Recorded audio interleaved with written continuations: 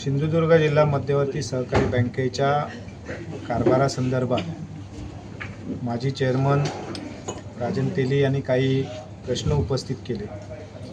त्याचं खरं कारण हे आहे की त्यांनी बँकेकडे आपल्या मुलांच्या नावे जवळपास जून 2021 मध्ये कर्ज घेतलेलं होतं आणि ते कर्ज ते परतफेड करत नव्हते आणि ह्या कर्जाची परतफेड करत नसल्यामुळे बँकेने वेळोवेळी त्यांच्याबरोबर आवश्यक तो पत्रव्यवहार केला होता, चर्चा केली होती, संवाद चालू होता, परंतु तरीसुद्धा कर्जाची परतफेड होत नसल्यामुळे बँकेला सहकार न्यायालयात जावं लागलं, कोर्टामध्ये हायकोर्टामध्ये जावं लागलं आणि त्या ठिकाणी सहकार न्यायालयाने सुद्धा त्यांच्या विरुद्ध निर्णय घेतला।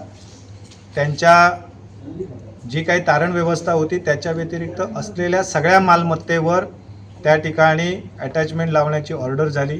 त्याप्रमाणे बँकेने कारवाई केली। त्याच्यानंतर त्यांनी अपील केलं, अपीलामध्ये सुद्धा त्यांच्या बाजूने निर्णय झाले नाहीत। त्याच्यानंतर पुन्हा हायकोर्टामध्ये या संदर्भात सुनावणी झाली आणि शेवटी हायकोर्टाने सुद्धा त्यांना पूर्ण रक्कम भरण्यासंदर्भात आदेश केलेत।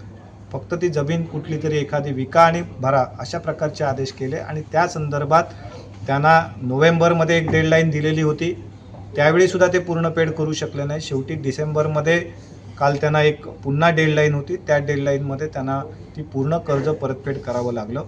मुद्दा एवढाच आहे की कर्ज हे त्यांना पूर्ण व्याजासह आणि पेनल्टीसह पूर्ण परतफेड करावं लागलं।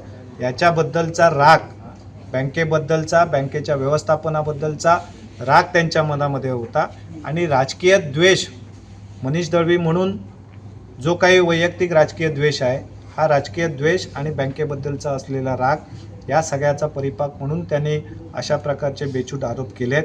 हे सगळे आरोप 100% खोटे आहेत।